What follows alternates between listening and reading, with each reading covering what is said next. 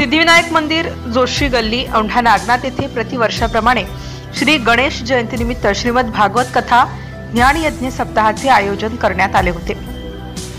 सिद्धिविनायक, जोशी गल्ली, औंढा नागनाथ येथे श्री गणेश जयंतीनिमित्त 22 वर्षांपासून हरिभक्त सप्ताह कीर्तन महोत्सव साजरा केला जातो। श्री गणेश जयंतीनिमित्त श्रीमद भागवत कथा कीर्तन महोत्सव सप्ताहानिमित्त जोशी गल्ली, औंढा नागनाथ येथे श्री सिद्धिविनायक सेवा मंडळ व समस्त गणेश मंडळ यांच्या वतीने आयोजन केले आहे। श्री गणेश जयंती महोत्सव निमित्त सकाळी सिद्धिविनायक महाअभिषेक करून दुपारी 1 ते 5 या वेळेत भागवत कथा तर रात्री 8 ते 10 या वेळेत हरिभक्त कीर्तनाचे आयोजन केले आहे। श्री गणेश जयंती महोत्सवानिमित्त शेवटच्या दिवशी श्री गणेश भक्त श्री गणेश जन्मोत्सव साजरा करून औंढा नगरवासियांना सिद्धिविनायक मंदिर, जोशी गल्ली, औंढा नागनाथ येथे महाप्रसादाचे आयोजन केले जाते। श्री गणेश भक्त श्रीमद भागवत कथा ज्ञान यज्ञ सप्ताहानिमित्त सिद्धिविनायक मंदिर, जोशी गल्ली, औंढा नागनाथ येथे दर्शनासाठी श्रीमद भागवत कथा ज्ञान यज्ञ ऐकण्यासाठी मोठ्या प्रमाणात भक्तगण समुदाय पाहावयास मिळतो। प्रतिवर्षाप्रमाणे याही वर्षी श्री गणेश जयंतीनिमित्त श्रीमद भागवत कथा ज्ञान यज्ञ महाप्रसादाचे आयोजन श्री सिद्धिविनायक सेवा मंडळ व समस्त भक्त गणेश मंडळ, जोशी गल्ली, औंढा नागनाथ यांच्या वतीने आयोजन करण्यात आले होते। न्यूज 9-1 मराठीसाठी श्रमिक मुळे, औंढा नागनाथ।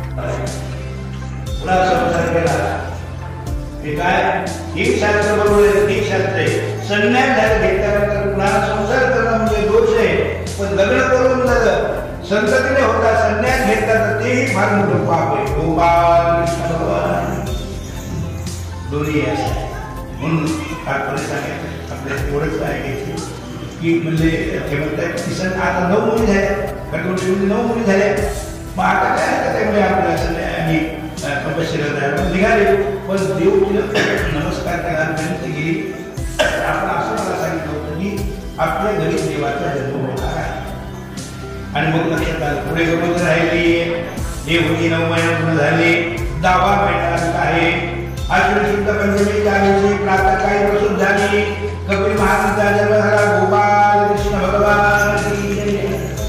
ब्रह्मविद्यापैकी 4 ब्रह्मविद्यापैकी कपिल महामुनी।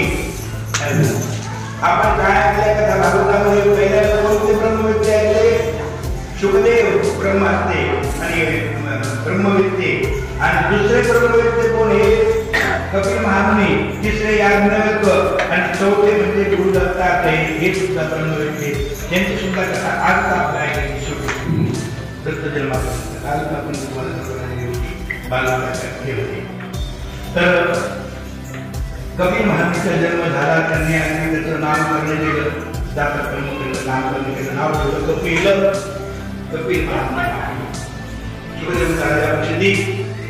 आणि मग 8 वर्ष झाल्यानंतर मौंजी बंधन केलं, मौंजी बंधन, आणि तपोवनात घेऊन गेले कर्दऋषी। बाकी देव सुद्धा बाहेर होते की आपला मुलगा महान सत्य ब्रह्मवेत्ता आहे, आणि मनुष्य मला आल्यानंतर संताला शरण जाऊन त्याच्याकडून आत्मोद्धाराचा स्वरूपाचं ज्ञान मिळण्यासाठी, उद्धाराचं ज्ञान मिळण्यासाठी संताला शरण जावं। मग तो कोणीही संत असो, एखाद्या बाईचा नवरा असू शकतो संत, एखाद्या नवऱ्याची बायको सुद्धा संत असू शकते, एखाद्या मुलाचा बाप सुद्धा संत असू शकतो, एखाद्या बापाचा मुलगा सुद्धा संत असू शकतो। संत म्हणजे संत त्याच्याकडून उद्धार होऊ शकतो। तुमच्यावर काही संतांना नातेवाईक नसतात, त्यालाही भाऊ असतात, त्यालाही बाप असतो, त्यालाही बहीण असते, त्यालाही पत्नी असते। संत ओळखीला पाहिजे, लक्षणाला संत करतोय, दिसण्यामुळे नाही। दिसणं म्हणजे हे सगळं नाटक आहे। संत आजकाल संत कोणाला भेटा म्हणला तसा बांधता येते, टिळा म्हणला तसा बांधता येते। अंतःकरणाचं परिवर्तन ज्याचं झालेलं आहे त्याला संत म्हणतात। परमार्थामध्ये अंतःकरणाचं परिवर्तन करायचं आहे, बाह्य परिवर्तन करायचं नाही। आपल्या मनातल्या विषयाची आवड कमी करायची, आपल्या मनातले जे विकार बसले घर ठेवून हे काम, क्रोध, लोभ, मत्सर, अहंकार हे संस्कार करायचे किंवा कमी करायचे। म्हणून आणि हे जर आपण काढले की देव आपल्या जवळ येऊन राहतो। तुका म्हणे चित्त झाली निर्मळ येऊन गोपाळ आहे।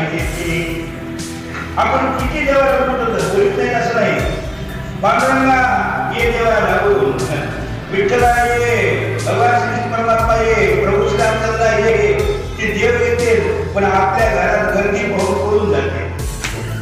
आपल्या घरात गर्दी नाही कोणती विकाराची विषयाची काम क्रोध लोभ द्वेष मत्सर याच्याबद्दल मत्सर त्याच्याबद्दल मत्सर याचा द्वेष त्याचा द्वेष अहंकार म्हणजे गोष्टीचा ती गर्दी पाहिजे की देव मला मी बोलून जातो. म्हणून आपल्याला हे घरातले काढायचे बाहेर काढायचे. परमार्थ याला म्हणतात बाहेरचं परिवर्तन करायचं नाही अंतःकरणाचं परिवर्तन करायचं. अंतःकरणाचे विषयाची आवड अंतःकरणाचे विकार काढायचे.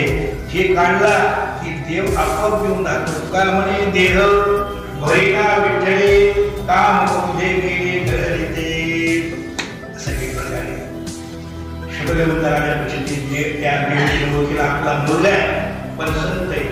हे ज्ञान पैगा बरवे जरी म्हणूया की आणावे तरी या संता बजावे सर्वस्वेशी. संतांना सर्व भावाला सर्व केलं पाहिजे आणि मग ते ज्ञान मिळतं आपल्याला. त्यावेळेस देवकी काय म्हणते तन्त्वावतारम शरण्यम शरण्यम स्वभ्रत्य संसार करो कुठारम जिज्ञास्याहम प्रकृते पुरुषस्य नमामि वेद विदाम वरिष्ठम तन्त्वावतारम शरण्यम शरणम. हे माझ्या पुत्रा तू संत आहेस महात्मा आहेस मी तुला शरण आहे. आमचे कपिल महामुनी 7 नमस्कार केला. आई तू माझं दैवत आहे मला शरण कशा येते हे नाही तू तर माझं दैवत आहे मला तुला उपदेश करण्याचा अधिकार नाही पण चांगल्या गोष्टी विचार करण्याची तुला सांगतो. वचन आहे योगात्यात्मिक पुरुषा मतो निश्चय सामे आकंदो परितर्यस्य कश्यच सुकश्यच. सगळ्यात योग कोणता टाका शब्द अध्यात्म योग आत्मस्वरूपाचं ज्ञान हे अत्यंत महत्वाचं आहे मनुष्य. आपण कोणी याचा अभ्यास केला पाहिजे. मला कोणी विचारलं तुम्ही कोण आहे मी उत्तम देऊ शिकवला तुम्ही हे आपलं स्वरूप आहे का. उत्तम देव नाव कोणाचं ठेवलं शरीराचं त्याचं पदार्थ कारण शरीर हे नश्वर आहे नाशिवंत. शरीर खोटे देह कोणाचा आहे कोणाचा देह काळाचा देह जर आणि मिथ्या आहे त्या देहाचं नाव घेतलं सत्य असू शकतं का. मग उत्तम देव ही माझं स्वरूप नाही. मग काय देव देह माझं स्वरूप आहे का. देव सुद्धा माझं स्वरूप नाही. देह काळाचे हे आज आहे उद्या नाही जाणार आहे. मग जीव स्वरूप आपला आहे का जीव सुद्धा आपलं स्वरूप नाही का.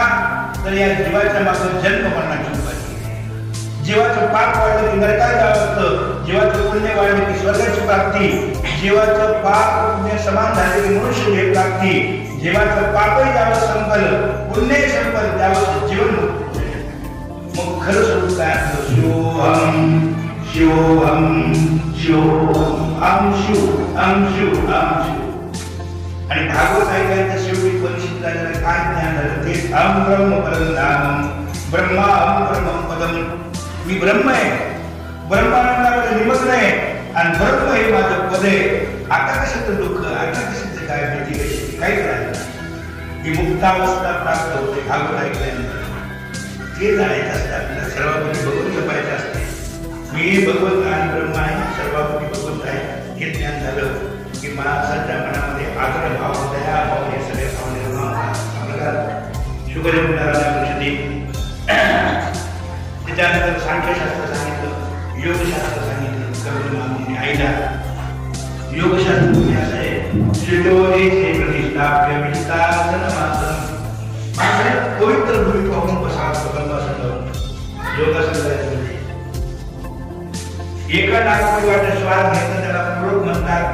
पुन्हा कुंभक श्वास रोखून धरायचा त्याला कुंभक म्हणतात. श्वास रोखतात त्याला आणि रेचक कुंभक प्रेरक अशा प्रकारचं की प्राण आणि प्राणवान याप्रमाणे योग साधना आहे. योग साधना साधना आणि साध्य करून काय जोपर्यंत जाईल समाधी योगापर्यंत साधना आणि पोहोचत. पण समाधी योग साधना आणि साध्य करून साध्य होईल पण ज्ञान होऊ शकणार नाही. ज्ञान होऊ शकणार चांगलं होत येते समाजयोग साध्य करून चांगलं होत येते 1400 वर्ष आयुष्य जगता येते मात्र ज्ञान देवता येत नाही. ज्ञान देवण्यासाठी भगवत भक्तीच करावं लागते. गोपाल म्हणून आम्ही श्रीमद भागवतामध्ये कपिल महामुनी सांगतात की सगळ्यात भक्तियोग चांगला आहे आणि कलियुगामध्ये भक्तीशिवाय पर्याय नाही. अवघ्या वाटा झाल्या क्षीण कळी न घडे साधळ उचित विधी विधान न कळे न घडे सर्वथा. सगळ्या वाटा बंद झाल्या त्या कलियुगामध्ये. एकतर म्हणजे कली न घडे साधन, योग या जप तप हे कली न घडे साधन. उचित विधी विधान त्याचा विधियाचं ज्ञान असते आपल्या अभ्यास. जरी विधीचं ज्ञान असलं तर न कळे, एक तर न कळे, कळत नाही, कळालं तर घडत नाही. हत्तीच्या सोंडासारखी तुपाची धार आपल्याला आणि आपल्या कुंडा सोंड शक्य घालच्या का कधी शक्य नाही. म्हणून भक्तिपंथ बहु सोपा, भक्तिपंथ बहु सोपा, पुण्य लागवे या पापा, पुण्य लागवे या पापा, येणे जाणे खेपा, येणे जाणे खेपा, येण्याची एक खंडती. भक्तिपंथ बहु सोपा, भक्तिपंथ बहु. सगळ्या भगवंताची भक्ती विशेष सोपी आहे.